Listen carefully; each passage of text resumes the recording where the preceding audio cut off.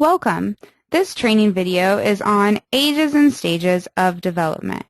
Use this video along with your agency's support to know what the best activities and expectations to have with a mentee based on their age.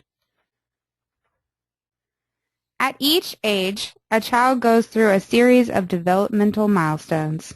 Mentors should be aware of these milestones to be able to provide an age-appropriate relationship and introduce appropriate activities. Most of this will come naturally because your mentee is probably not the first child you're interacting with. However, be aware not to impose another child's developmental pattern on your mentee. For instance, if your niece was reading chapter books by 3rd grade, you cannot expect that your mentee will be the same way. They will probably need help with their reading skills. These resources in this video are divided into age groups. If you would like materials for a specific grade, you can find more information on ircmentorcollaborative.org. The first section is for youth between 5 and 7 years. With these young mentees, you will probably focus on practicing the skills they are learning in school, finding books that are about their interests, and playing games. Mentors should note that it is natural for children of this age to have a short attention span, and mentors should allow the child to take frequent breaks throughout the activity or visit. Activities you choose will vary with the setting you work in. However, mentors will want to focus on finding the child's interests and help to explore those. This age group also responds well to enthusiasm, especially over-the-top enthusiasm. If you're excited about something, they will be excited too. The next group is the 8 to 10-year-olds. The youth in this group are working on forming relationships and navigating a growing social environment. Mentors meeting with this age group will still focus on academics. However, an addition of the social context will be important. When reading, make sure to ask about specific examples that apply to this story and pick games that are a bit more challenging to play. Enthusiasm is still important.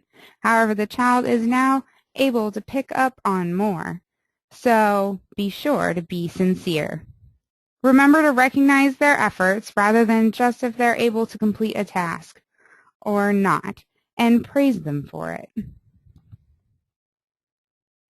11 to 13 years will begin to test limits. Their social environment is becoming more and more important to them. These youth have a tendency to be a little more insecure and may hesitate to provide an answer, fearing that they might be wrong. They will begin to attempt to manipulate situations and people.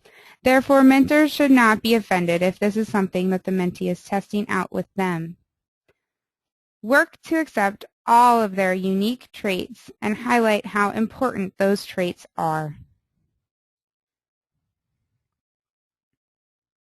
14 to 16-year-olds are working towards independence. Their social circles seem to be the most important thing, and they have a tendency to try and change themselves to fit in.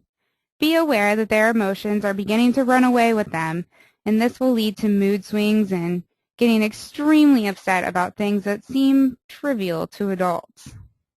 Be aware that the skills they will develop during this time to manage those seemingly unimportant situations will carry over into adulthood.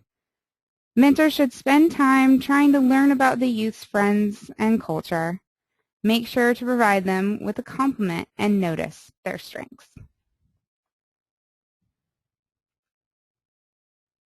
Once teens get to 17 and 18, they have a lot of responsibilities and are concerned about their future. They are actively trying to gain independence and find their place in the world.